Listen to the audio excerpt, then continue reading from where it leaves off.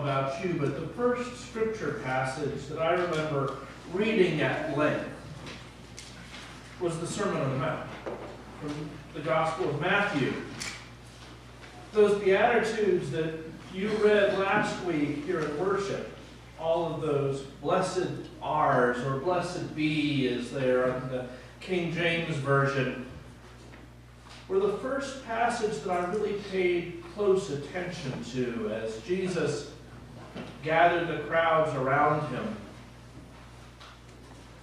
And since I wasn't here to read them last week, let me just pick those up, because today's reading from Matthew is just the next piece of it, as Jesus is really giving one long sweep of a sermon when he tells the crowds, "Blessed are the poor in spirit, for theirs is the kingdom of heaven. Blessed are those who mourn, for they will be comforted. Blessed are the meek, for they will inherit the earth. Blessed are those who hunger and thirst for righteousness, for they will be filled. Blessed are the merciful, for they will receive mercy. Blessed are the pure in heart, for they will see God. Blessed are the peacemakers, for they shall be called children of God. Blessed are those who are persecuted for righteousness' sake, for theirs is the kingdom of heaven. Blessed are you when people revile you and persecute you and utter all kinds of evil against you falsely on my account. Rejoice and be glad, for your reward is great in heaven. For in the same way they persecuted the prophets who were before you." It's a great chunk of text.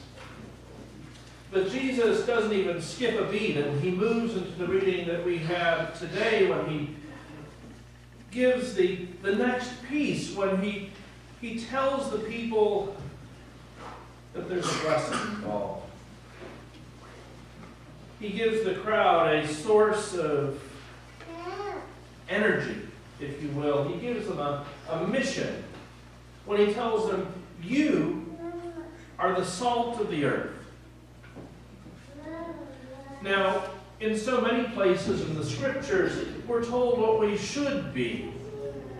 But Jesus doesn't do that here. He tells us what we are. You are the salt of the earth. But he then goes on to say, but if the salt has lost its saltiness, where does that flavor come from? If it loses its saltiness, it's good for nothing but to be cast underfoot.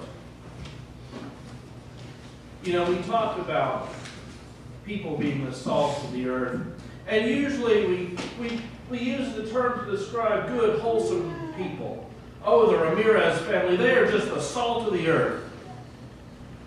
But we forget that it's not just the Ramirez family that are supposed to be salt, it's all of us.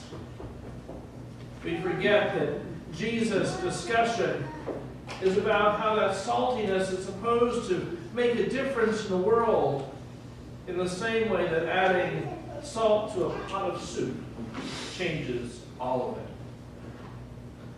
Last week, my wife and I were cooking, and we set up the crock pot. You know, one of those meals that we got to smell as it cooked all day. We made a pot of split pea soup with the ham and the onions and the carrots and the celery. And Kimberly was a little bit concerned that if we salted it at the beginning, that it might end up being just a bit too much, especially with the ham that was in there. Turned out it wasn't.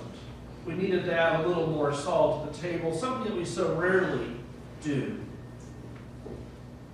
But imagine if we had salted, if we had put in that salt thinking, well, you know, those split peas, they're going to be too bland.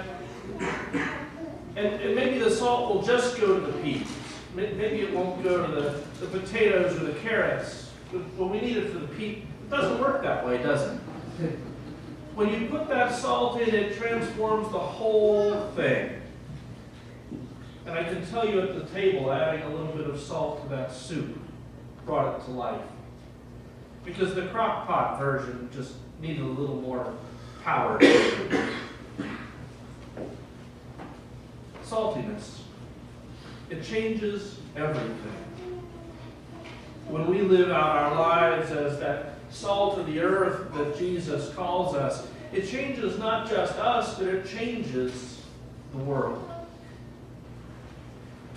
Now, I figure it must have been a windy day, that day that Jesus was preaching to the crowds. They maybe had a little trouble hearing what Jesus was saying.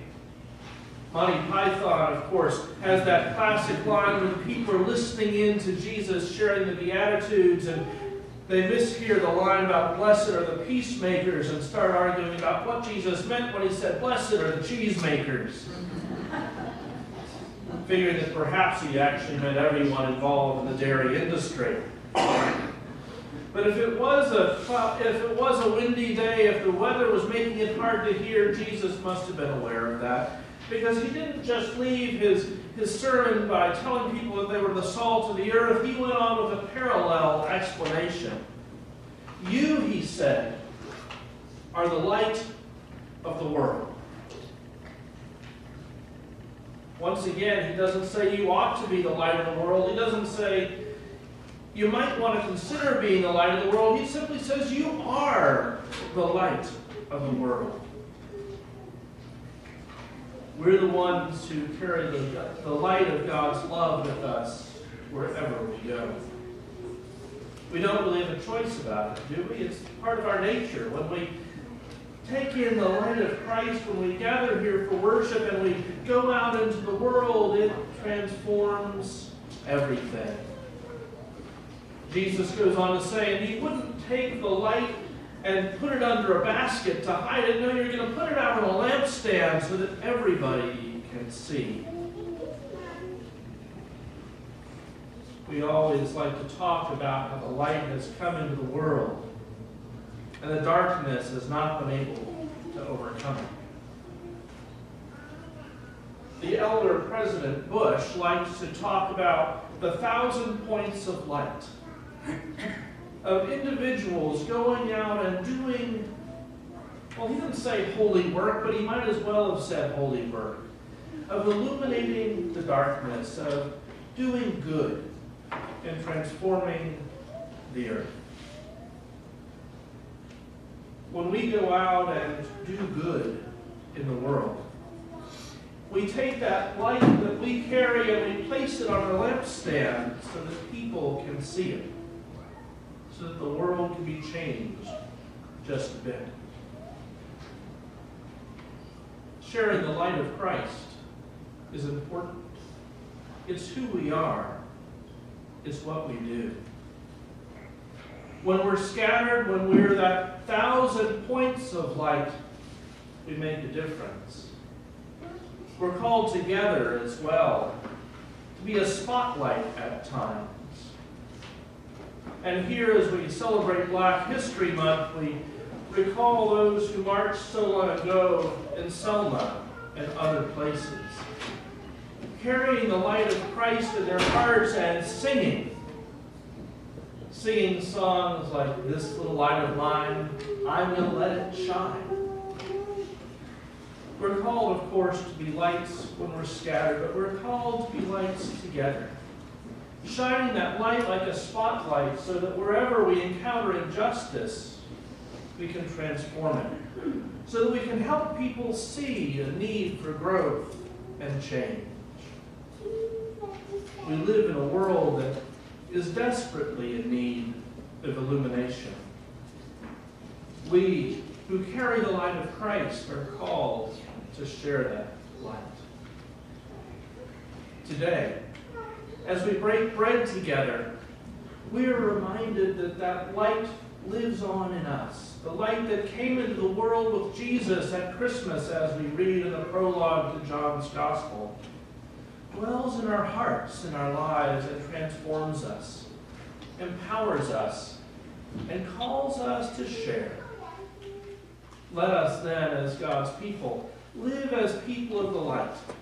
Let us live as people whose saltiness flavors the world let us live as God's own people in all that we do. Amen.